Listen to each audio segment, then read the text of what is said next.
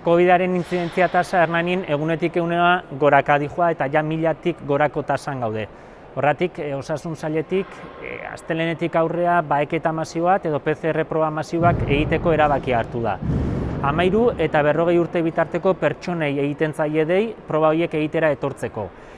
Probak astelehen arratsaldean eta astearte eta asteazkenean egun osoan zehar egingo dira.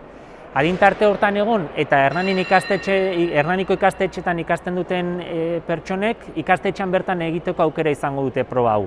Gainontzekoek ambulatorioko telefonora deitu beharko dugu, hitzordua, aurretiazko hitzordua hartu eta ondoren honea etorri kiroldegira proba egitea.